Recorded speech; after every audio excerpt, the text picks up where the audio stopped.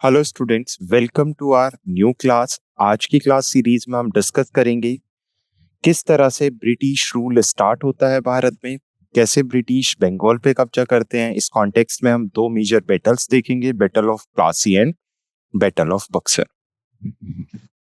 Last class में हम लोगों ने डिस्कस किया था किस तरह से यूरोपियंस भारत में आए, यूरोपियन पावर्स एस्टेब्लिश हुई भारत में, कैसे रोमन एम्पायर और ओटोमन एम्पायर के बीच की डिस्प्यूट्स की वजह से यूरोपियंस ने एक ज्योग्राफिकल एक पानी का नया रास्ता सी रूट खोजा, कैसे पोर्तुगीज में वास्को डी गामा भारत पहुंचा, एस्टेब्लिश हुए। अब ब्रिटिश भारत में आके एस्टेब्लिश हो चुके हैं। एस्टेब्लिश होने के बाद अब जरूरत थी ब्रिटिश को धीरे धीरे अपने एम्पायर को एक्सपेंड करने की, या एक बार भारत में ट्रेड के पर्पज से एस्टेब्लिश होने के बाद ब्रिटिश भारत में अपना एक्सपेंशन स्टार्ट करेंगे। इस कॉन्टेक्स्ट में ब्रिटिश सबसे पहले कब्जा करेंगे बंगाल को। बंगाल ही क्यों ब्रिटिश चाहते थे, क्या रीजंस थे कि ब्रिटिश को बंगाल ही चाहिए था? आज की क्लास में हम यही सब समझेंगे, क्यों ब्रिटिश बंगाल पे कब्जा करना चाहते थे, कैसे ब्रिटिश बंगाल में गए और कौन कौन सी मेजरली बैटल्स हुई। स्टार्ट करते हैं आज का अपना सेशन।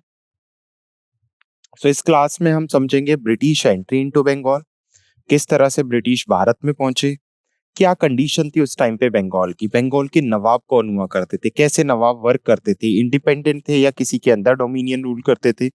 फिर battle of Plassey, battle of Buxar and British administration in Bengal, की बंगाल के अंदर ब्रिटिश का प्रॉपर एडमिनिस्ट्रेशन किस तरह से रहा। क्लियर? ठीक है, स्टार्ट करते हैं अपना session. The image used in our side deck are for educational purpose only. We respect the intellectual property right of the original creator and owner of these images. If you are the owner of any of the images used in this deck and have any concern or issue, please contact us at sathi@iitk.ac.in and we shall remove the image. हमारी site deck में उपयोग की गई छवियां केवल शैक्षणिक उद्देश्य के लिए हैं। हम इन छवियों के मूल रचनाकारों और मालिकों के बौद्धिक संपदा अधिकारों का सम्मान करते हैं। यदि आप इस डेक में उपयोग की गई किसी भी छवि के स्वामी और आपको कोई चिंता या समस्या है तो कृपया हमसे sathi@iitk.ac.in पर संपर्क करें और हम छवियों को हटा देंगे। हम समझते हैं ब्रिटिश ने कैसे बंगाल पे अपना अधिकार स्थापित किया, कैसे ब्रिटिश की एंट्री होती है बंगाल में। थोड़ा सा हिस्टोरिकल बैकग्राउंड समझते हैं। देखो, ब्रिटिश 1600 में भारत में आए थे, एलिजाबेथ फर्स्ट भारत में आती हैं 1600 के आसपास, और आगे चल के 1608 और 1612 में ये अपनी फैक्ट्रीज एस्टेब्लिश करते हैं, जिसमें 1612 में सबसे पहली फैक्ट्री सूरत में एस्टेब्लिश होती है और जो 1608 में एस्टेब्लिश की जाती है वो 1613 में जाके कंप्लीट होती है। अभी जब ब्रिटिश आए थे तो वो सिर्फ ट्रेड करने के पर्पज से आए थे कि भारत में हम स्पाइसेस और टेक्सटाइल का उद्योग करेंगे, ट्रेड करेंगे और उसे यूरोप में लाके बेचेंगे। जैसे जैसे ब्रिटिश पावरफुल होना स्टार्ट होते हैं, धीरे धीरे छोटे छोटे रीजन्स पे कब्जा करना स्टार्ट करते हैं, फोर्टिफिकेशन, ब्रिटिश किलाबंदी करना स्टार्ट करते हैं, तो यहीं से ब्रिटिश को लगना स्टार्ट होता है कि क्यों ना भारत पे पूरी तरह से कब्जा कर लिया जाए, अपनी टेरिटरी को एक्सपेंड किया जाए। क्यों कब्जा करना चाहते थे? जब ब्रिटिश का ट्रेड अच्छा चल रहा था। देखो, ब्रिटिश अभी ट्रेड ट्रेड कर रहे थे भारत के साथ, और जिस रीजन में ट्रेड करते थे वहां आपके नवाब किंग को वो टैक्स दिया करते थे। तो ब्रिटिश चाहते थे कि एक पर्टिकुलर रीजन्स पे या भारत पे कब्जा कर लिया जाए ताकि हमें टैक्स भी पे करना ना पड़े और हम इजिली ट्रेड भी कर सकें। क्लियर? अच्छा, अब जब तक औरंगजेब का शासन रहेगा भारत के अंदर, लगभग 1707 तक औरंगजेब का शासन रहा था, 1707 में औरंगजेब की डेथ होती है, तब तक ब्रिटिश सिर्फ व्यापार ही करते हैं और छोटे छोटे रीजन्स पे कब्जा करते हैं। औरंगजेब की डेथ के बाद ब्रिटिश कोशिश करेंगे बंगाल में घुसने की, बंगाल पे कब्जा करने की, और फाइनली सक्सेसफुल होंगे after battle of Plassey and battle of Buxar. British का जो बंगाल इन्वेजन था वो औरंगजेब की डेथ के बाद ही प्रॉपर स्टार्ट हुआ था। ब्रिटिश ट्रेड कर रहे थे बंगाल में, टैक्स पे कर रहे थे मुगल एम्परर्स को, बट औरंगजेब की डेथ के बाद वो प्रॉपर बंगाल पे कब्जा करने की प्लानिंग करेंगे। अब बंगाल ही क्यों चाहिए था ब्रिटिश को? टॉपिक ही हमारे ये, control of Bengal by British. किस तरह से ब्रिटिश ने बंगाल पे कब्जा किया, किस तरह से उन्होंने बंगाल को पूरी तरह से, बंगाल का एडमिनिस्ट्रेशन एंड इकोनॉमी पूरी तरह से चेंज की। सो बंगाल की अगर आप ज्योग्राफी समझो उस टाइम की, ट्रेड के पर्पस से बंगाल सबसे फेमस हुआ करता था। कैलकाटा को मैनचेस्टर कहा जाता था टेक्सटाइल का, और हुगली रिवर सबसे मेजर इंपॉर्टेंट रिवर हुआ करती थी ट्रेड के लिए, जहां से शिप्स के थ्रू इजिली ट्रेड करना बेसिकली सभी के लिए बहुत इजी होता था। उसके अलावा बंगाल ज्योग्राफिकली बहुत लार्ज एरिया था। आज का बिहार, आज का बांग्लादेश, आज का असम, आज का उड़ीसा, आज का वेस्ट बंगाल, ये सभी उस टाइम का बंगाल का पार्ट हुआ करता था। तो अगर किसी के ऊपर किसी ने बंगाल पे कब्जा कर लिया तो उसने भारत के एक बहुत बड़े साम्राज्य पे कब्जा कर लिया। और बहुत फर्टाइल लैंड हुआ करता था बंगाल उस टाइम पे। इस वजह से भी ब्रिटिश चाहते थे कि वो ज्यादा से ज्यादा रेवेन्यू भारत में अर्न करें, और इसी इंटेंशन से ब्रिटिश ने बंगाल पे कब्जा करना स्टार्ट किया। सो देखते हैं, अर्ली 60s में ब्रिटिश की एंट्री होती है। British East India company Bharat में स्टैब्लिश की जाती है with the purpose of trade, व्यापार के लिए। और ब्रिटिश अपनी 1612 में फर्स्ट फैक्ट्री स्टैब्लिश करते हैं सूरत में। हिंदी में भी देख लेते हैं। ब्रिटिश ईस्ट इंडिया कंपनी की स्थापना लगभग 1600 के आसपास व्यापार करने के लिए की गई थी। 1612 में कंपनी ने सूरत में अपना पहला कारखाना स्थापित किया था। क्लियर? नेक्स्ट, अब 1651 में इस टाइम पे भारत में शासन चल रहा था मुगलों का, और मुगलों में चल रहा था औरंगजेब। तो लगभग औरंगजेब के समय पर या औरंगजेब के टाइम पे ब्रिटिश अपनी एक फैक्ट्री बंगाल में भी स्टैब्लिश करते हैं नियर हुगली रिवर। सो अभी एक कारखाना स्टैब्लिश किया गया है, कब्जा नहीं किया गया। ब्रिटिश ने एक फैक्ट्री स्टैब्लिश की और यहाँ से वो लगातार टैक्स पे कर रहे थे, रेवेन्यू दे रहे थे मुगल्स को, और व्यापार कर रहे थे। तो British establish a factory in Hooghly Bengal. अंग्रेजों ने बंगाल के हुगली में एक कारखाना स्टैब्लिश किया। उसके साथ साथ जॉब चार्नोक, ये एक ब्रिटिश एजेंट था। 1690 में इसी ने ही कैलकाटा, जिसे अभी हम कोलकाता के नाम से जानते हैं, वहां पर बेसिकली उस शहर को स्टैब्लिश किया और वहां पर एक ट्रेडिंग पोस्ट भी स्थापित किया। तो जॉब चार्नकॉल एक ब्रिटिश एजेंट था जो एक व्यापारिक चौकी स्थापित करने के लिए कलकत्ता शहर की स्थापना करता है। 1651 में हुगली में अपना कारखाना भी स्टैब्लिश कर लिया ब्रिटिश ने। उसके साथ साथ 1690 में एक बेसिकली व्यापारिक चौकी या ट्रेडिंग पोस्ट स्टैब्लिश करने के लिए ब्रिटिश ने कलकत्ता और कोलकाता शहर की स्थापना की।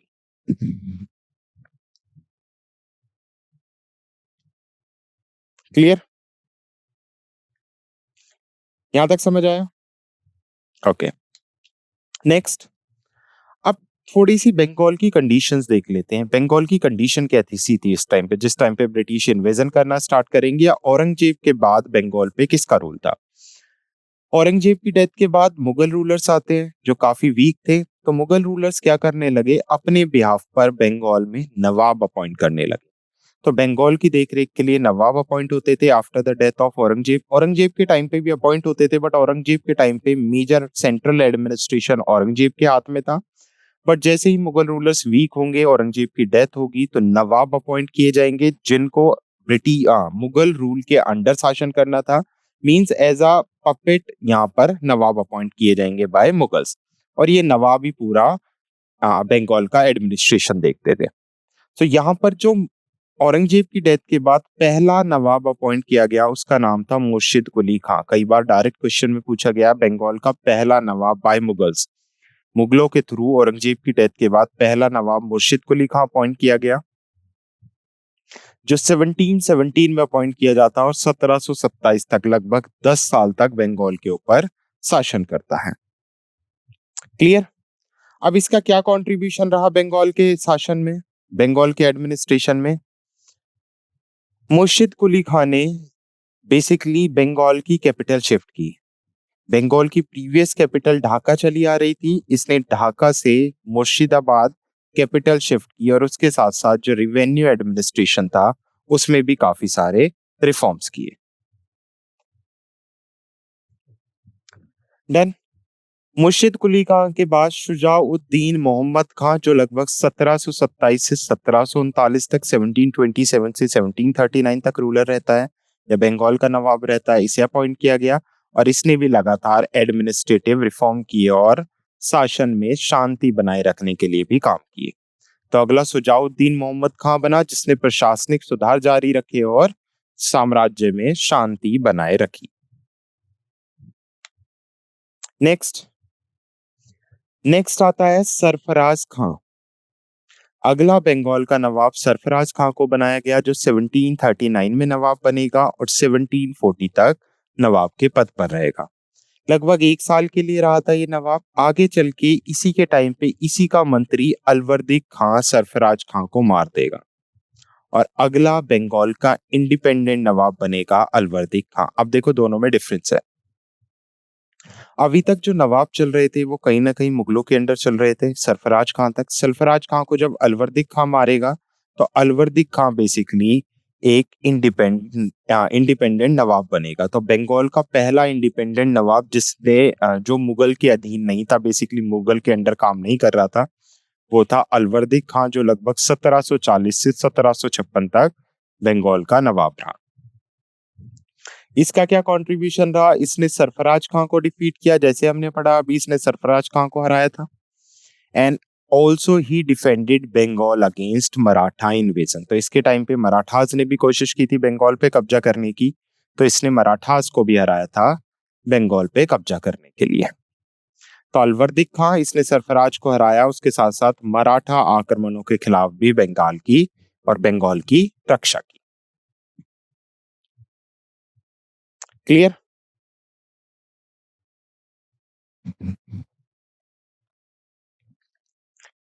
ओके, नेक्स्ट सिराजुद्दौला, और यहीं से मेन स्टार्ट होता है।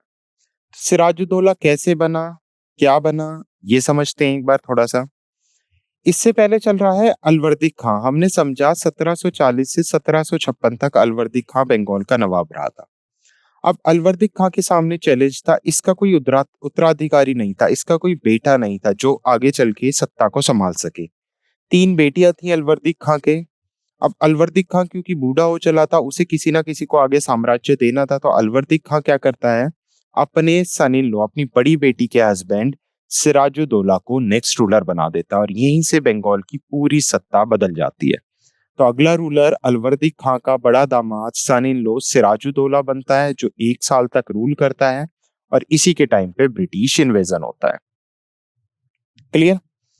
तो क्या कंट्रीब्यूशन रहा है सिराजुद्दौला का? He was the last independent nawab of Bengal. Bengal का ये आखिरी इंडिपेंडेंट नवाब था, known for his conflict with British, जो अब ब्रिटिश के साथ अपने कॉन्फ्लिक्ट के लिए जाना जाता है।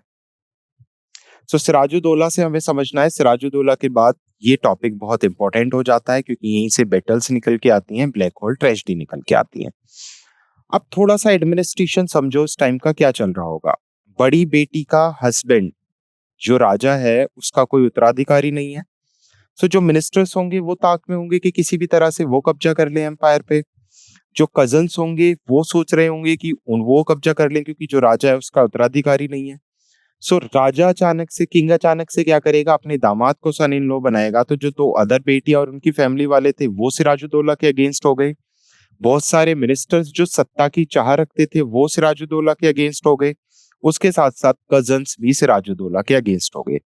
इसी फूट का फायदा उठाएंगे ब्रिटिश और ब्रिटिश अटैक करेंगे सिराजुद्दौला पर। तो सिराजुद्दौला कहीं ना कहीं इंटरनल कॉन्फ्लिक्ट के साथ तो डील कर ही रहा है, साथ ही साथ एक्सटर्नल कॉन्ट्रैक्ट में ब्रिटिश भी सिराजुद्दौला के लिए सिरदर्दी बनी हुई। तो समझते हैं। उससे पहले एक पॉइंट और समझना है कि ब्रिटिश को कंप्लीट व्यापार करने की परमिशन किसने दी। अभी हमने पढ़ा 1651 में ब्रिटिश ने हुगली में अपनी फैक्ट्री तो एस्टेब्लिश कर ली, बट ब्रिटिश अभी तक क्या कर रहे थे, टैक्स पे कर रहे थे और उस टैक्स के बिहाफ पे ही ट्रेड कर रहे थे। लेकिन फाइनली 1717 में जब मुगलों के बिहाफ पर फर्रुख शियार रूलर था, तो मुगल रूलर फर्रुख शियार ने एक रॉयल फरमान इशू किया जिसमें उसने कहा कि जो ब्रिटिश ईस्ट इंडिया कंपनी है वो बिना टैक्स पे किए बंगाल, बिहार और उड़ीसा में व्यापार कर सकती है। तो ये ब्रिटिश के लिए एक तरह का गोल्डन फरमान था। वैसे गोल्डन फरमान गोलकुंडा के लिए भी कहा जाता है, वो हम अलग से समझेंगे। अभी आप इतना समझो कि 1717 में ब्रिटिश को पहली बार ऐसा सुनहरा मौका मिलता है जब मुगल एम्परर फर्रुख शियार एक फरमान जारी करता है जिसमें वो कहता है कि अब से ब्रिटिश बंगाल में बिना टैक्स पे किए, बिना कस्टम ड्यूटीज पे किए व्यापार कर सकते हैं। आगे बढ़ते हैं। अब कैसे ब्रिटिश की एंट्री होती है बंगाल में? एंट्री तो हो गई, मतलब कैसे ब्रिटिश सिराजुद्दौला के अगेंस्ट बैटल लड़ते हैं। तो सबसे पहले थोड़ा सा देख लेते हैं पॉलिटिकल राइवलरी। नवाब सिराजुद्दौला जो बंगाल की गद्दी पर बैठता है अप्रैल अप्रैल 1756 में। तो 1756 में बंगाल की गद्दी पर बैठा। Basically, his assertiveness and attempt to assert authority over European trade include the British led to tension. अब इस लाइन का मतलब क्या है? तो सिंपल लैंग्वेज में अगर मैं इसका मतलब कहूं, क्योंकि ब्रिटिश को गोल्डन फरमान मिल चुका था मुगलों के अंडर, ब्रिटिश फ्री में व्यापार कर रहे थे। अब सिराजुद्दौला का व्यापार आया तो सिराजुद्दौला ने ब्रिटिश से टैक्स वसूलना स्टार्ट कर दिया, ब्रिटिश पर टैक्स इम्पोज करना स्टार्ट कर दिया कि अगर आप टैक्स देंगे तो ही बंगाल में व्यापार करेंगे, वरना आपको बंगाल में व्यापार नहीं करने दिया जाएगा। अब ब्रिटिश के लिए एक टेंशन हो गई सबसे बड़ी। ब्रिटिश लगातार कोशिश कर रहे हैं किसी भी तरह से सिराजुद्दौला को नवाब के पद से हटाया जाए ताकि वो टैक्स देने से बच सके। क्लियर? अब ब्रिटिश एक्सपेंशन पॉलिसीज, जैसा हमें पता है ब्रिटिश की एक्सपेंशन पॉलिसीज रही हैं। The British East India company expenses policy and fortification of Calcutta without nawab permission provoked Sirajuddaula. अब ये हिस्ट्री समझो पूरी क्या है। सिराजुद्दौला इंडिपेंडेंट नवाब बना है, वो मुगलों के अंडर शासन नहीं कर रहा क्योंकि अलवर्दी खान ने ही मुगलों का शासन बंगाल से खत्म कर दिया था। उसने ब्रिटिश से कहा कि आपको मेरे अकॉर्डिंग यहाँ पर व्यापार करना होगा, जिस तरह से मैं हमारा एडमिनिस्ट्रेशन होगा उसी तरह से आपको डील करना होगा और कंटिन्यू टैक्स पे करना होगा। अब ब्रिटिश लगातार क्या कर रहे हैं, कलकत्ता की फोर्टिफिकेशन कर रहे हैं, किलेबंदी कर रहे हैं, टैक्स देने से मना कर रहे हैं, कोई भी ड्यूटीज और टैक्सेस जो नवाब है उसे नहीं पे कर रहे। उसके साथ साथ फोर्ट विलियम एस्टेब्लिश करके वहां पर एक सेना तैयार कर रहे हैं।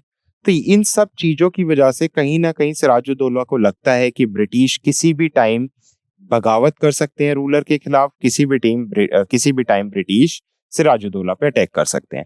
तो ब्रिटिश क्या कर रहे थे, बिना नवाब के परमिशन के कलकत्ता में फोर्टिफिकेशन कर रहे थे।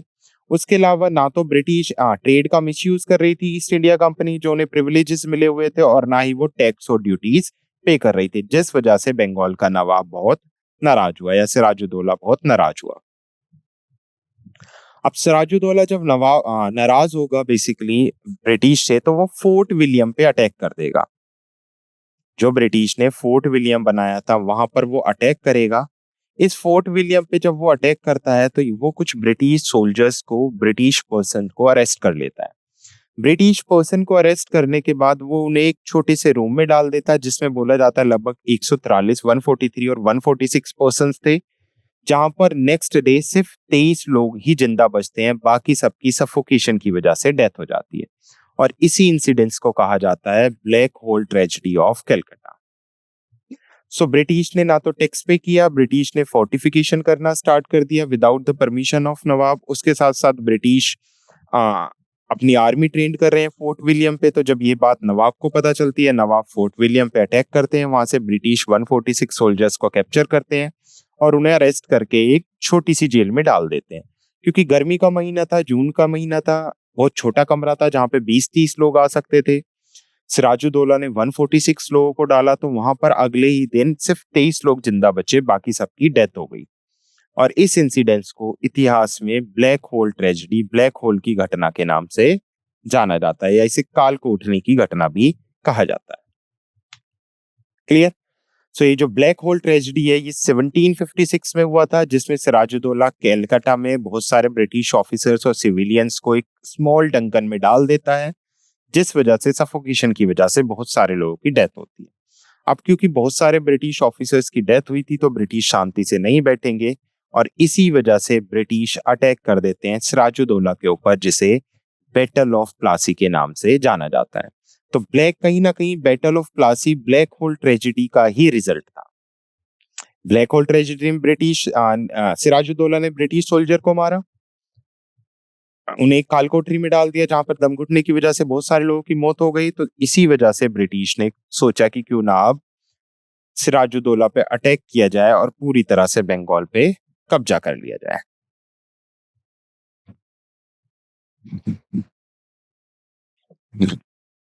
क्लियर? सो अब यहाँ पर अलायंस देखते हैं, बैटल ऑफ प्लासी में कौन कौन से अलायंसेस रहे। सबसे पहले हम समझेंगे इंटरनल डिसकंटेंट, आंतरिक असंतोष कैसा था। तो सिराजुद्दौला के बहुत सारे जनरल्स थे, जिसमें मीर जाफर जो मेन जनरल था वो सिराजुद्दौला के रूल से सेटिस्फाई नहीं था। और कहीं ना कहीं ये मीर जाफर और सिराजुद्दौला के बहुत सारे मिनिस्टर्स ब्रिटिश को इंटरनली सपोर्ट कर रहे थे। यही रीजन था बेसिकली मीर जाफर के धोखे की वजह से कि सिराजुद्दौला इस बैटल में जीत नहीं पाया और इस बैटल में सिराजुद्दौला की हार हुई।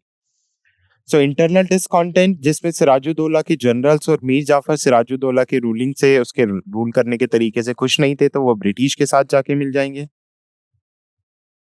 ब्रिटिश मीर जाफर को प्रॉमिस करेंगे कि अगर ब्रिटिश सक्सेसफुल होते हैं सिराजुद्दौला को तख्त से हटाने के लिए, तो वो मीर जाफर को अगला बंगाल का नवाब डिक्लेयर करेंगे। तो बेसिकली इस सत्ता के लालच में मीर जाफर ब्रिटिश के साथ जाके मिलेगा और ब्रिटिश को सपोर्ट करेगा।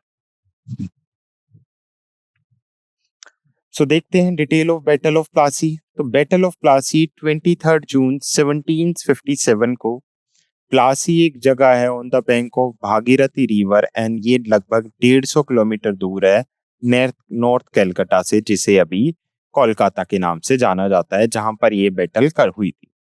तो बैटल ऑफ प्लासी ब्रिटिश और बंगाल के नवाब सिराजुद्दौला के बीच में हुई थी, जो 23 जून 1757 को Plassey on the bank of Bhagirathi river, Bhagirathi नदी के किनारे युद्ध लड़ा गया। अब इसमें जो ब्रिटिश की तरफ से डील कर रहे थे वो थे कमांडर रॉबर्ट क्लाइव। तो कई बार ये नाम भी पूछा जाता है कि ब्रिटिश की तरफ से बैटल ऑफ प्लासी में कौन लीड कर रहे थे, तो ब्रिटिश की तरफ से रॉबर्ट क्लाइव डील कर रहे थे। ब्रिटिश के पास लगभग 3,000 की सेना थी, including British soldiers and Indian सिपाही। 3,000 सोल्जर्स के साथ रॉबर्ट क्लाइव सिराजुद्दौला पे अटैक करते हैं, जो लगभग 50,000 की सेना के साथ ब्रिटिश से लड़ने के लिए तैयार था। तो आप समझ सकते हैं 1,000, एक तरफ 3,000 की सेना थी सिर्फ ब्रिटिश के पास, और सिराजुद्दौला के पास लगभग 50,000 सोल्जर्स थे।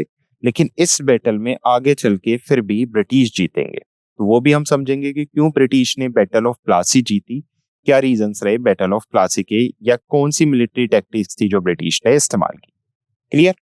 सो बैटल ऑफ प्लासी 23 जून 1757 को भागीरथी नदी के किनारे रॉबर्ट क्लाइव और सिराजुद्दौला के बीच में हुई।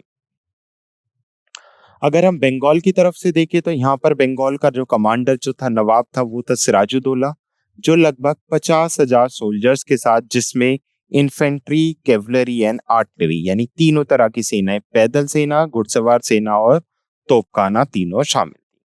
सो ऐसे कैसे पॉसिबल है कि एक तरफ 50,000 सोल्जर, जिसमें पैदल सेना भी है, घुड़सवारी भी है, तोपखाने भी है, और एक तरफ सिर्फ 3,000 सोल्जर्स, और वो 3,000 सोल्जर्स बैटल जीत जाए।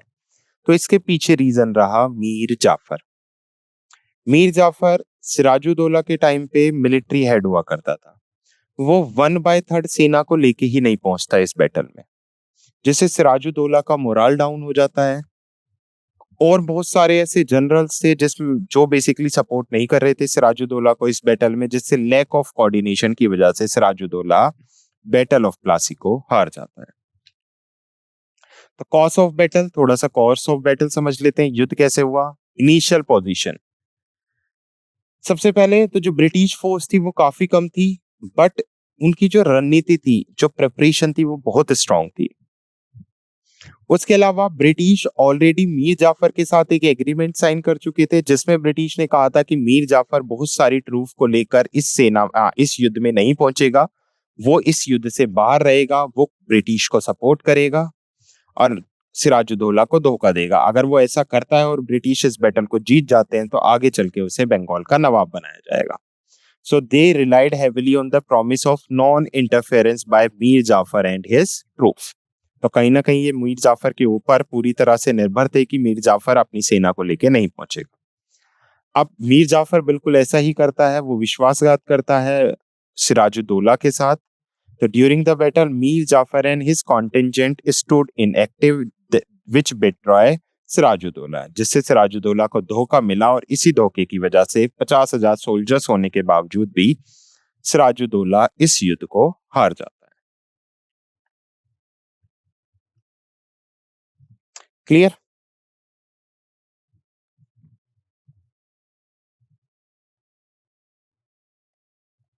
समझ आया यहाँ तक? ओके,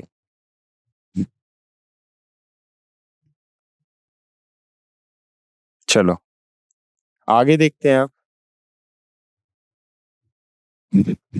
क्या हुआ इस युद्ध में। टैक्टिक मूव्स, क्या क्या राजनीतिक चालें चली रॉबर्ट क्लाइव ने।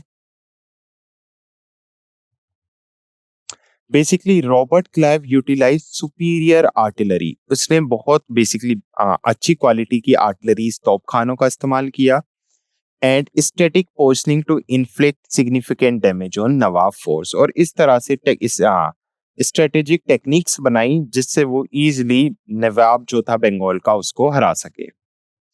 अब इसका आउटकम क्या निकला, क्योंकि जो नवाब था, एक तो ब्रिटिश की टैक्टिक बहुत स्ट्रॉन्ग थी, जो उनकी तोप थी, जो तोपखाने थे वो एक सुपीरियर क्वालिटी के थे, उसके साथ साथ मीर जाफर से इसे धोखा मिला।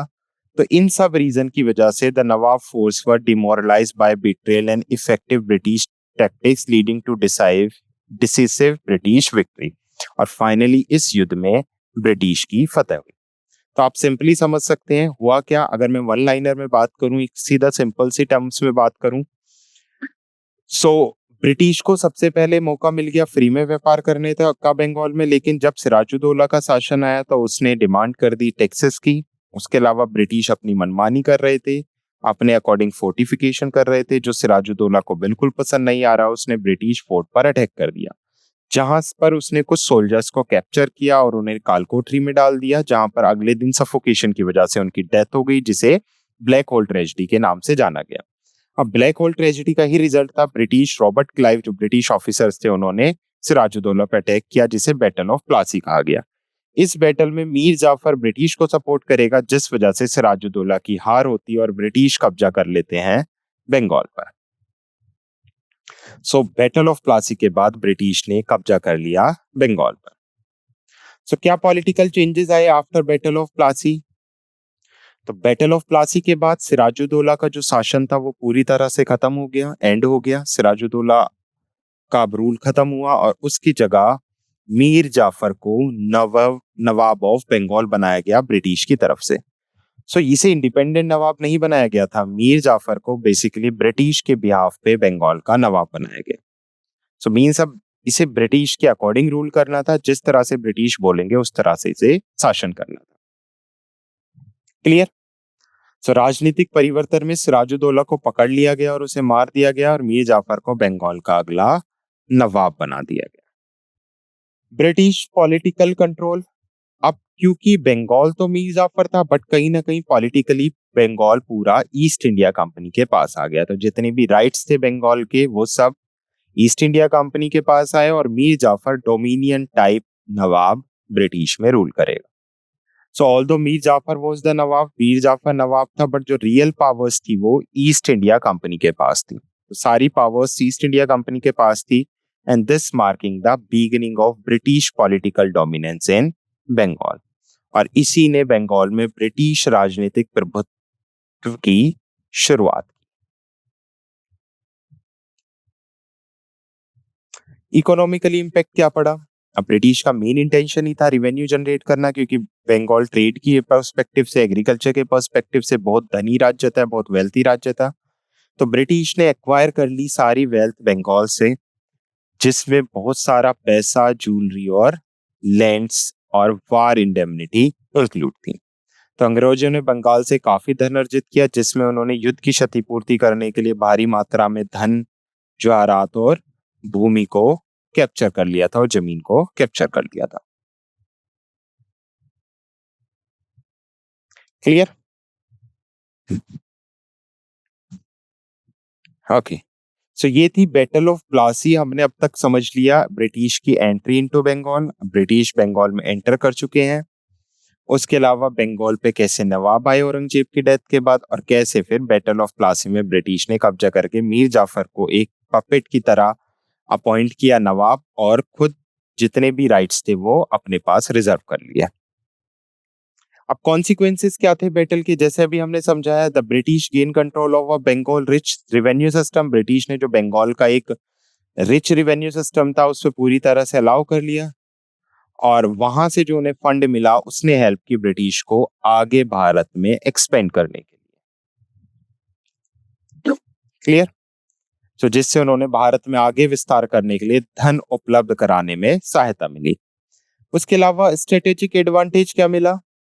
ब्रिटिश को राजनीतिक लाभ क्या मिला? ब्रिटिश ने कैलकाटा को बेसिकली अपना एक गढ़ इस्टेब्लिश कर लिया जहां पर वो आर्मी को भी ट्रेन कर सकते थे और उसके साथ साथ पॉलिटिकल ऑपरेशंस भी ऑपरेट कर सकते थे। तो Calcutta become a secular base for British military and political operations in India. तो इसे एक गढ़ बना लिया गया जहां पर पॉलिटिकल ऑपरेशंस और ब्रिटिश मिलिट्री को ट्रेन किया जाने लगा।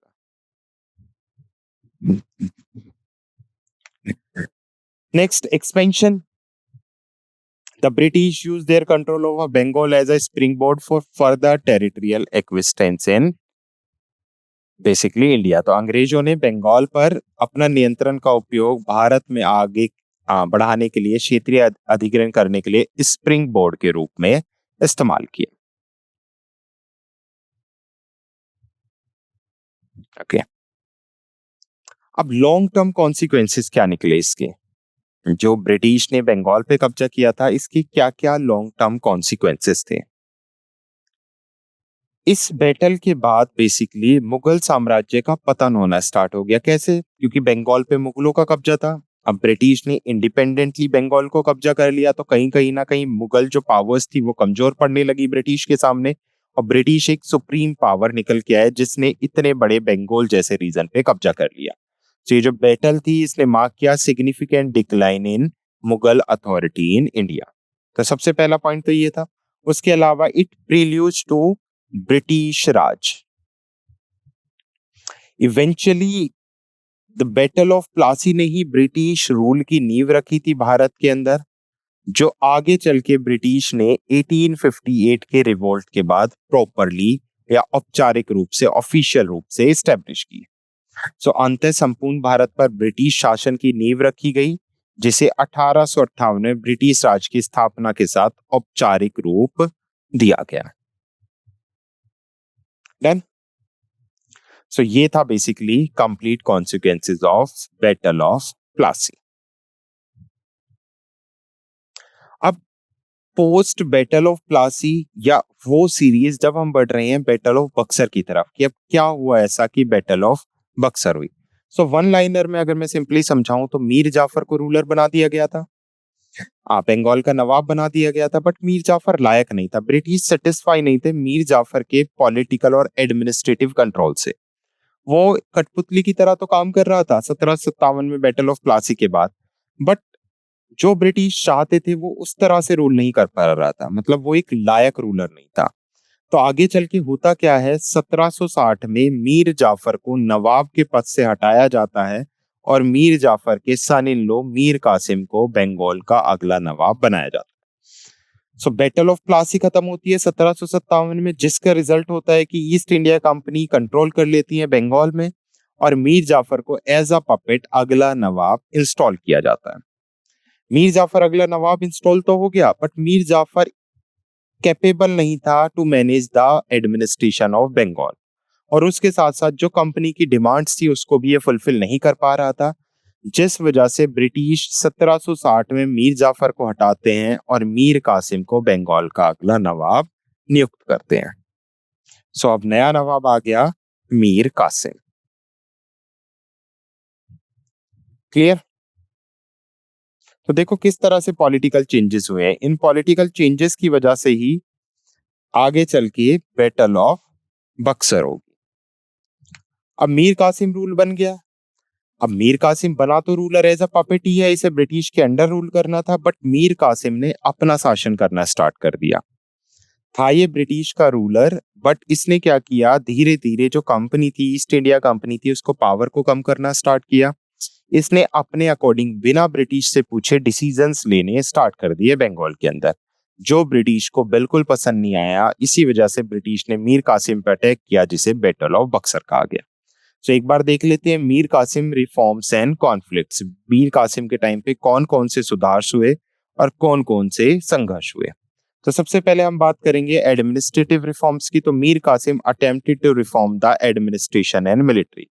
तो मीर कासिम ने कोशिश की कि वो प्रशासन में सुधार कर सके और उसके साथ साथ मिलिट्री में सुधार कर सके। मीर कासिम का रूलर बनते ही सबसे पहला इंटेंशन था कि वो इंडिपेंडेंट रूलर बने और जो कंपनी है उसके इंटरफेरेंस को कम करे। क्लियर? सो अपॉइंट किया गया है ब्रिटिश के थ्रू ही, लेकिन फिर भी ये चाहता है कि ये इंडिपेंडेंट रूलर बने। तो आगे चल के ये बहुत सारी चीजें करेगा, बहुत सारे टैक्सेस को रिमूव करेगा।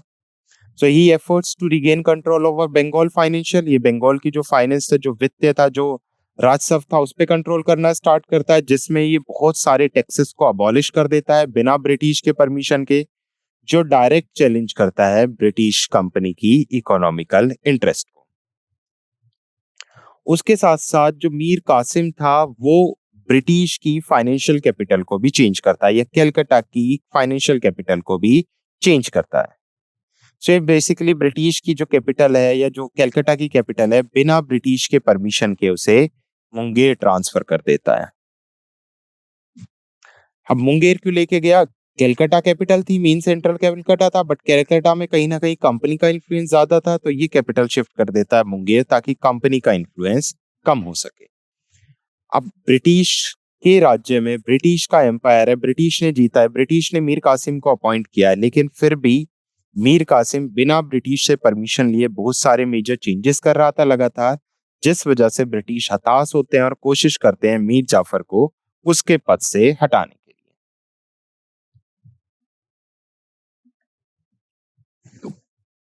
डन? ओके। सो अब बेसिकली तनाव कैसे बढ़ता है, कैसे एक्सक्लेट होती है टेंशंस। अब ब्रिटिश की तरफ से क्या हो रहा था, British East India company continue demand for revenue and privilege lead to series of conflict. तो ईस्ट इंडिया कंपनी लगातार मीर कासिम से रिवेन्यू की डिमांड कर रही थी, लगातार मीर कासिम से बोल रही थी कि वो किसी भी तरह से करके अपने अकॉर्डिंग डिसीजन ना ले, बिना ब्रिटिश ऑफिसर के परमिशन के वो कोई भी मेजर चेंजेस बंगाल के एडमिनिस्ट्रेशन में ना करे। ठीक है। अब जब ये लगातार आर्ग्यूमेंट्स होते हैं ब्रिटिश और मीर कासिम के बीच में, तो फाइनली ब्रिटिश और मीर कासिम के बीच में एक बैटल होती है, जिसे बैटल ऑफ कटवा के नाम से जाना जाता है। तो बैटल ऑफ कटवा 1763 में मीर कासिम के बीच में होती है, जहां पर मीर कासिम की सेना को ब्रिटिश के थ्रू कटवा में डिफीट कर दिया जाता है। अब मीर कासिम हारेगा तो वो पूरी सल्तनत छोड़ के अवध भाग जाएगा, और यहीं से वो सपोर्ट मांगता है नवाब ऑफ अवध और मुगल एम्परर से। सो अब देखो क्या है, पहले Mughal emperor, Nawab of Awadh और बंगाल के नवाब में दुश्मनी हुआ करती थी, क्योंकि एक दूसरे के कंटेम्पररी थे, लेकिन सभी ब्रिटिश के सताए हुए थे, सभी ब्रिटिश से परेशान थे। तो जब मीर कासिम को हराया जाएगा कठवा में 1763 में, तो मीर कासिम बंगाल के नवाब का पद छोड़ेगा और पहुंच जाएगा अवध। अवध में जाकर वो अवध के नवाब से हेल्प मांगता है कि हम मिलकर, और उसके साथ साथ मुगल रूलर शाह आलम सेकंड चल रहे थे इस टाइम पे, उनसे हेल्प मांगता है कि हम तीनों मिलकर ब्रिटिश पर अटैक करेंगे और ब्रिटिश का साम्राज्य खत्म करके दोबारा से अपना अपना एम्पायर एस्टेब्लिश करेंगे। तो अब अलायंस बनता है मीर कासिम का, नवाब ऑफ अवध का और मुगल एम्परर शाह आलम सेकंड का, और ये तीनों अलायंस मिलके ब्रिटिश पर अटैक करते हैं, और इसी को हमने नाम दिया बैटल ऑफ बक्सर। तो समझ आई बैटल ऑफ बक्सर होने की कंडीशन क्या रही? एक बार दोबारा क्विक रिवाइज करा देता हूँ। मीर जाफर को हटा के मीर कासिम को बनाया गया next ruler. Mir Qasim ruler बनते ही चाह रखेगा इंडिपेंडेंट की, कि वो किसी भी तरह से इंडिपेंडेंट रूलर बने, ब्रिटिश डोमिनियन में वो काम ना करे। सो इसी कॉन्टेक्स्ट में ये कैपिटल शिफ्ट करता है मुंगेर, ताकि कलकत्ता से थोड़ा दूर जा सके, जहां पर ब्रिटिश कंपनी का इन्फ्लुएंस ना हो। उसके साथ साथ बहुत सारे रिवेन्यू एंड एडमिनिस्ट्रेटिव डिसीजंस बिना ब्रिटिश के पूछे लेगा, जहां पर ब्रिटिश इसे बैटल ऑफ कठवा में हरा देंगे। तो जब ये बैटल ऑफ कठवा में हारेगा तो सल्तनत छोड़ के भागेगा, अवध पहुंचेगा और अवध के राजा से हेल्प मांगेगा। तो अब अवध के रूलर, मुगल रूलर और मीर कासिम तीनों मिलकर ब्रिटिश के खिलाफ बैटल लड़ेंगे, known as battle of Buxar. तो फॉर्मेशन ऑफ अलायंस, एक बार अलायंस देख लेते हैं। ट्रिपल अलायंस बना था, जिसमें मीर कासिम था जो एक्स नवाब ऑफ बंगाल था, सुजाउ उद दौला था जो नवाब ऑफ अवध था जिससे हेल्प मांगी थी, और उसके साथ साथ शाह आलम सेकंड था जो मुगल रूलर था।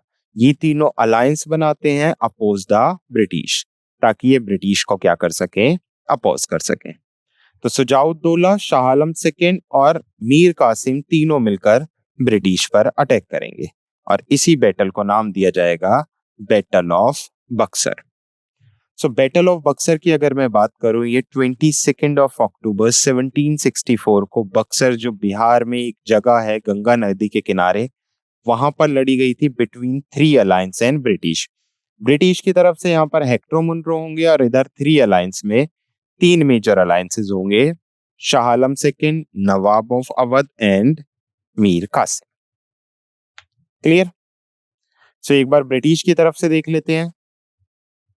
तो ब्रिटिश ईस्ट इंडिया कंपनी की तरफ से मेजर हेक्टर मुनरो ने इस बेसिकली अभियान को लीड किया था, इस बैटल को लीड किया था। इनके पास लगभग इस बार 7,000 की सेना थी, including European soldiers and Indian सिपाही। तो 7,000 की सेना के साथ, जिसमें यूरोपियन सोल्जर्स और इंडियन सिपाही थे, हेक्टर मुनरो बैटल लड़ते हैं मीर कासिम और उस अलायंस के साथ। तो इंडियन अलायंस में अभी हमने देखा मीर कासिम था जो फॉर्मर नवाब ऑफ बंगाल था। अच्छा, मीर कासिम ने तो पद छोड़ दिया, एक पॉइंट ये भी बनता है, ये भी एक बार क्वेश्चन पूछा गया है। मीर कासिम ने तो पद छोड़ दिया नवाब का, अब बंगाल का नवाब कौन चल रहा था सेकंड बैटल ऑफ बक्सर के टाइम पे? क्योंकि बैटल ऑफ बक्सर के टाइम पे मीर कासिम तो अपोजिशन से लड़ रहा था, वो बंगाल का नवाब नहीं था। तो इस टाइम पे, जिस टाइम पे बैटल ऑफ बक्सर हुई, या मैं बोलूं 1763 में, जब मीर कासिम सल्तनत को बंगाल के नवाब के पद को छोड़कर जाता है, तो दोबारा से मीर जाफर को बंगाल का नवाब अपॉइंट किया जाता है।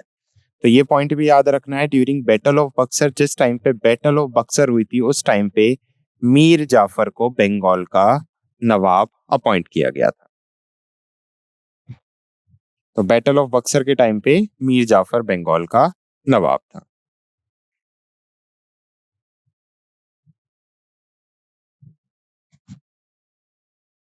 क्लियर? तो इंडियन अलायंस में मीर कासिम था, फॉर्मर नवाब ऑफ बंगाल, उसके साथ साथ सुजाउद्दौला था जो नवाब हुआ करता था अवध का, और शाह आलम सेकंड था जो मुगल एम्परर था। और इन तीनों की कंबाइंड फोर्स थी लगभग 40,000 ट्रूप्स। तो एक तरफ 40,000 ट्रूप्स थे और एक तरफ बेसिकली 7,000 ट्रूप्स। लेकिन फिर भी ब्रिटिश की जो पॉलिसीज थी, वो जो स्ट्रेटजीज थी, मिलिट्री स्ट्रेटजी थी, वो बहुत स्ट्रांग थी। इधर इन तीनों के बीच में कोऑर्डिनेशन ही नहीं बैठ पाया, तो लैक ऑफ कोऑर्डिनेशन की वजह से इस बैटल में इन तीनों की हार हो गई। तो कोर्स ऑफ द बैटल, क्या युद्ध का कर्म रहा, क्या युद्ध का परिणाम रहा? तो सबसे पहले initial engagement.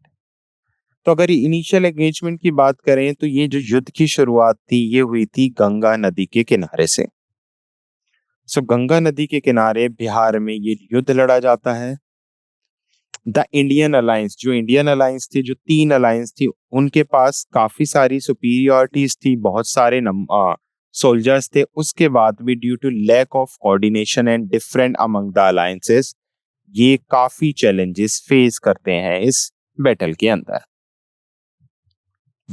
British strategy, British की क्या स्ट्रेटजी रही? Major Hector Munro use superior artillery and disciplined infantry tactics to counter the larger but less organized force of Indian alliances। तो ब्रिटिश की जो फोर्स थी वो काफी ऑर्गेनाइज थी, लेकिन जो इंडियन अलायंसेस की फोर्स थी वो लार्ज फोर्स तो थी, बट वो ऑर्गेनाइज नहीं थी, जिस वजह से इनको हार का सामना करना पड़ा। तो मेजर हेक्टर मुनरो ने भारतीय गठबंधन की बड़ी लेकिन कम संगठित ताकतों का मुकाबला करने के लिए बेहतर तोफखाने और अनुशासित पैदल सेना रणनीति का इस्तेमाल किया था। नेक्स्ट, कोर्स ऑफ बैटल, क्या रिजल्ट निकला, क्या निर्णय निकला?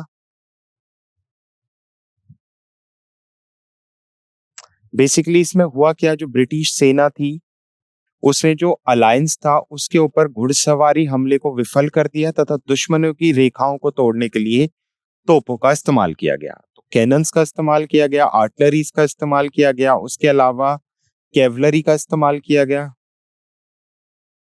या कैवलरी, जो अपोजिशन से कैवलरी अटैक हुआ था, उसको भी उन्होंने तोपों के थ्रू डिफीट कर दिया।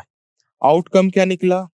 आउटकम हम सबको पता है, बहुत हैवी कैजुअलिटीज हुई अलायंस की, और फाइनली ब्रिटिश ने इस वॉर पर या इस वॉर में विजय प्राप्त की। तो बैटल ऑफ बक्सर में ब्रिटिश जीत जाते हैं और अपोजिशन को हरा देते हैं। अब ब्रिटिश जीतेंगे, अपोजिशन को हराएंगे, तो ऑब्वियस सी बात है ब्रिटिश कोई ना कोई ट्रीटीज साइन कराएंगे, तो यहीं से कुछ ट्रीटीज निकल के आएंगे। सो अब क्या कॉन्सिक्वेंसेज हुए इस बैटल में? तो सबसे पहले हम देखेंगे कुछ political changes after battle of Buxar. So सबसे पहले ट्रीटी ऑफ इलाहाबाद साइन कराई गई। इसकी डेट भी बहुत इंपॉर्टेंट है, ये पूछी गई है ट्रीटी ऑफ इलाहाबाद किस किस के बीच में और कब हुई। तो जब ब्रिटिश जीत जाते हैं, तीन अलायंसेस थे। एक तो मीर कासिम था, मीर कासिम को तो अरेस्ट कर लिया गया था। उसके साथ साथ सिराज सुजाउद्दौला था और शाह आलम सेकंड था। तो सुजाउद्दौला और शाह आलम सेकंड के साथ British treaty of Allahabad sign करते हैं। तो treaty of Allahabad British and Shujauddaula and Shah Alam second के बीच में हुई। क्लियर? तो ट्रीटी ऑफ इलाहाबाद 1765 में British East India company sign a treaty of Allahabad with Shujauddaula and Shah Alam second. अब क्या कॉन्सिक्वेंसेस थे इस ट्रीटी ऑफ इलाहाबाद के? अब इसमें होता क्या है, जब ट्रीटी ऑफ इलाहाबाद साइन कराई जाती है शाह आलम सेकंड से, क्योंकि शाह आलम सेकंड हारा था और उसने ब्रिटिश के ओपोनेंट को सपोर्ट किया था, तो इसे पेनल्टी पे करनी थी। तो ये जितने भी अपने दीवानी राइट्स है, दीवानी राइट्स मतलब रिवेन्यू कलेक्शन राइट्स, जिसमें राजस्व वसूली की जाती है, वो ईस्ट इंडिया कंपनी को सौंप देता है बंगाल, बिहार और उड़ीसा के। तो शाह आलम सेकंड के साथ इलाहाबाद ट्रीटी में क्या कंडीशन रखी गई कि शाह आलम सेकंड को जितने भी दीवानी राइट्स हैं, जितने भी रेवेन्यू या राजस्व एकत्र करने के अधिकार हैं, वो सारे ईस्ट इंडिया कंपनी को सौंपने होंगे बंगाल, बिहार और उड़ीसा के। अवध के नवाब से क्या किया गया?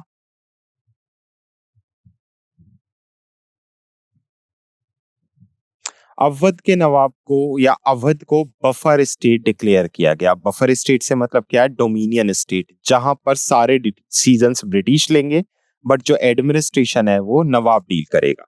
तो सुजाउद्दौला को नवाब और अवध के नवाब की पोस्ट पर तो रखा गया, बट अवध को बफर स्टेट डील कर दिया गया। मीन सारे जितने भी स्टेटिक एडवांटेज हैं वो ब्रिटिश ही प्रोवाइड करेगी। सिर्फ नवाब का काम होगा एडमिनिस्ट्रेशन रन करना। मेजर डिसीजन सिर्फ ब्रिटिश के थ्रू लिए जाएंगे। क्लियर? तो अवध को as a buffer state declare कर दिया गया। ओके, नेक्स्ट इकोनॉमिकल इम्पैक्ट क्या पड़ा? ब्रिटिश ने रिवेन्यू अपने ऊपर कंट्रोल कर लिया पूरी तरह से। The acquisition of diwani rights allow the company to control Bengal vast revenue, क्योंकि शाह आलम सेकंड से सारे दीवानी अधिकार ब्रिटिश ने कैप्चर कर लिए थे, जहां पर ब्रिटिश अपने अकॉर्डिंग रिवेन्यू कलेक्ट कर सकते थे। तो जिस वजह से जो रिवेन्यू कंट्रोल की पावर थी वो पूरी तरह से ब्रिटिश के पास आ गई। क्लियर? वेल्थ ड्रेन, अब क्योंकि ब्रिटिश के पास बंगाल जैसे इतने बड़े साम्राज्य के रेवेन्यू राइट्स आ गए थे, तो it also impact the British economical policy and revenue collection. तो इस वजह से ब्रिटिश की जो धन थी, जो दौलत थी, वो बढ़ी और it also impact the local economy. तो इसने लोकल इकोनॉमी को भी कहीं ना कहीं इम्पैक्ट किया। क्लियर? तो ब्रिटिश ने जो कंप्लीटली बंगाल को कैप्चर किया था वो बैटल ऑफ बक्सर के बाद किया था, बट बैटल ऑफ प्लासी से भी ब्रिटिश ने बहुत सारे राइट्स बंगाल के अपने पास कर लिए थे या कैप्चर कर लिए थे। अब बैटल ऑफ बक्सर के बाद ब्रिटिश की स्थिति कैसे मजबूत हुई? सबसे पहले military supremacy, sorry. The victory at Buxar established the British East India company as a dominant military power in north India. So battle of Buxar में ब्रिटिश ने इतने बड़े बड़े तीन साम्राज्य को एक साथ हराया था, तो जिसने ब्रिटिश का क्या किया, इन्फ्लुएंस नॉर्थ इंडिया में और मिलिट्री जो पावर्स थी वो नॉर्थ इंडिया में इंक्रीज कर दी। एक्सपेंशन ऑफ इन इन्फ्लुएंस, यहीं से ब्रिटिश को बेसिकली प्रभाव का विस्तार मिला। ब्रिटिश को समझ आया कि उन्होंने बंगाल पे कब्जा कर लिया। धीरे धीरे ब्रिटिश का जो इन्फ्लुएंस था वो बंगाल से बाहर जाने लगा और धीरे धीरे आगे चल के ब्रिटिश अलग अलग एम्पायर्स की पॉलिटिकल एंड इकोनॉमिकल अफेयर्स में इंटरफेयर करना स्टार्ट करेंगे और धीरे धीरे अदर एम्पायर्स को भी कैप्चर करेंगे। ठीक है, नेक्स्ट ब्रिटिश ने एक और एडमिनिस्ट्रेशन चेंज किया after battle of Buxar, which is known as introduction of dual government in Bengal. अब ड्यूअल गवर्नमेंट यहां से क्वेश्चन पूछा जाता है। सबसे पहले तो क्वेश्चन यही पूछ लिया जाता है, बंगाल में सबसे पहले ड्यूअल गवर्नमेंट लाने वाला ब्रिटिश गवर्नर कौन था? तो वो था रॉबर्ट क्लाइव। तो इसको 1765 में रॉबर्ट क्लाइव ने इंट्रोड्यूस किया था। आगे चल के जब वॉरेन हेस्टिंग आएगा तो वॉरेन हेस्टिंग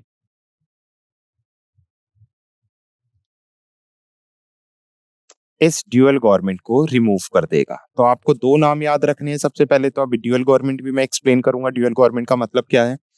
दो नाम याद रखने हैं। पहला वॉरेन हेस्टिंग, वॉरेन हेस्टिंग ने ड्यूअल गवर्नमेंट सिस्टम को खत्म किया था, और रॉबर्ट क्लाइव जिसने ड्यूअल गवर्नमेंट सिस्टम को स्टार्ट किया था 1765 में।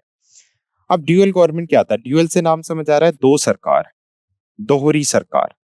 अब ब्रिटिश ने क्या किया, गवर्नमेंट को या बंगाल की गवर्नमेंट को दो पार्ट्स में डिवाइड कर लिया। First was diwani and second was nizamat. तो दो गवर्नमेंट एस्टेब्लिश की गई, दो पार्ट्स में डिवाइड किया गया। दीवानी, दीवानी का मतलब अभी हमने समझा है, दीवानी का मतलब था रिवेन्यू कलेक्शन, और निजमत का मतलब था administration of justice and civil function. तो जो बंगाल का एडमिनिस्ट्रेशन था उसे दो पार्ट्स में बांट लिया गया, एक तो प्रॉपर रिवेन्यू और एक प्रॉपर एडमिनिस्ट्रेशन। तो ब्रिटिश ने कहा कि अब से जितने भी दीवानी राइट्स है वो कंपनी खुद देखेगी, यानी दीवानी राइट्स ईस्ट इंडिया कंपनी के पास चले गए प्रॉपर बंगाल के, और उसके साथ साथ जो निजमत राइट्स थे वो बंगाल के नवाब के पास चले गए। तो इसी को ड्यूअल गवर्नमेंट कहा गया। मींस ईस्ट इंडिया कंपनी भी डील करेगी और उसके साथ साथ नवाब भी डील करेगा, बट नवाब का काम होगा administration of justice and civil functions. Nawab revenue में इंटरफेयर नहीं कर सकता, और रिवेन्यू का सारा काम चला जाएगा ईस्ट इंडिया कंपनी के पास। So the British East India company took over the revenue collection, means diwani rights, while the Nawab of the Bengal took over the Nizmat rights, mean administration of justice and other civil functions. तो बंगाल में दोहरी सरकार लाने का श्रेय Robert Clive को जाता है, जो 1765 में दोहरी सरकार लाया था, जिसमें ब्रिटिश ईस्ट इंडिया कंपनी दीवानी राइट्स रखेगी, राजस्व वसूलने के राइट्स रखेगी, और जो नवाब होगा उसके पास निजमत राइट्स होंगे, मींस वो प्रशासन को डील करेगा। डिटेल्स, ब्रिटिश का रोल क्या होगा और नवाब का रोल क्या होगा? जैसे मैंने भी बताया, ब्रिटिश का रोल होगा to collect revenue and exercise real powers, जबकि नवाब का रोल होगा retain nominal authority and handle administration without actual control. तो वही नवाब पपेट की तरह काम करेगा, जिसके पास एक्चुअल कंट्रोल नहीं होगा, बट उसके पास एडमिनिस्ट्रेशन चलाने के लिए थोड़ी बहुत पावर्स होंगी। अब प्रॉब्लम्स क्या आ रही थी बेसिकली? अब इसमें सबसे पहले तो जो लोकल लोग थे उनका इकोनॉमिकल एक्सप्लॉयटेशन स्टार्ट हो गया, तो lead to economical exploitation and hardship for the local population. तो इस वजह से हुआ क्या, जो जितने भी लोकल रूलर्स थे उनका एक्सप्लॉयटेशन होना स्टार्ट हुआ। उसके साथ साथ करप्शन बहुत ज्यादा इंक्रीज हो गया ड्यूअल सिस्टम की वजह से। It increase corruption and inefficiency, भ्रष्टाचार और अकुशलता में वृद्धि हुई, क्योंकि सारे रिवेन्यू राइट्स ब्रिटिश के पास आ गए थे। तो ब्रिटिश बंगाल से धन कलेक्ट और पैसा कलेक्ट करते थे, वेल्थ कलेक्ट करते थे, उसे कहाँ भेज देते थे? ब्रिटेन भेज देते थे, जिससे ब्रिटेन की जो बंगाल की जो इकोनॉमिकल कंडीशंस थी वो भी वीक पड़ने लगी। तभी आगे चल के वॉरेन हेस्टिंग इस ड्यूअल सिस्टम को रिमूव करेंगे। उसके अलावा यहीं से बैटल ऑफ बक्सर से लॉन्ग टर्म कॉन्सिक्वेंसेस क्या हुए? तो सबसे पहले फाउंडेशन ऑफ ब्रिटिश रूल, यहां से ब्रिटिश रूल की नींव रखी गई। The battle of Buxar led the foundation of the establishment of British rule in India. इसी के बाद प्रॉपर ब्रिटिश रूल स्टार्ट हुआ था। The company control over revenue collection, company completely revenue collection करना स्टार्ट करेगी, और यही बेसिकली मेन पॉलिटिकल चेंज होगा ब्रिटिश ईरा में, और यहीं से ब्रिटिश पावर्स ट्रांसफॉर्म होना स्टार्ट होंगी, ब्रिटिश की राजनीतिक शक्तियां बढ़नी स्टार्ट होंगी, और आगे चल के ब्रिटिश मैसूर और मराठास पर भी कब्जा करेंगे। Then decline of Mughal authority. अब यहीं से, क्योंकि मुगलों की अथॉरिटी पूरी तरह से, मुगल्स ब्रिटिश के पपेट बन गए थे यहां तक आते आते, फाइनली 1857 में मुगल्स पूरी तरह से हटेंगे। शाह आलम सेकंड ने ब्रिटिश के साथ ट्रीटी ऑफ इलाहाबाद साइन की थी, जिस वजह से मुगल्स पूरी तरह से डिपेंड हो गए ब्रिटिश प्रोटेक्शन के लिए, और यही मेन रीजन था मुगल अथॉरिटी के डिक्लाइन का और ब्रिटिश सुपरमेसी के राइज का। तो मुगलों का पतन स्टार्ट होगा और ब्रिटिश का वर्चस्व बढ़ना स्टार्ट होगा, और यहीं से ब्रिटिश कंप्लीटली अपनी पकड़ मजबूत करेंगे बंगाल के ऊपर। तो जो ईस्ट इंडिया कंपनी थी, वो बंगाल वाले रीजन पे अपनी पकड़ मजबूत करती है, रीजन पे अपनी बेसिकली पावर को होल्ड रखती है, और आगे जो टेरिटरीज है उनको एक्सपेंड करने के लिए बंगाल या फिर कलकत्ता ब्रिटिश का एक सेंटर, एक गढ़ बन जाएगा। क्लियर? ओके। सो ये था पूरा ब्रिटिश का एक्सपेंशन, उसके साथ साथ हमने battle of Plassey and battle of Buxar देखा। So I hope you understand this session. Thank you.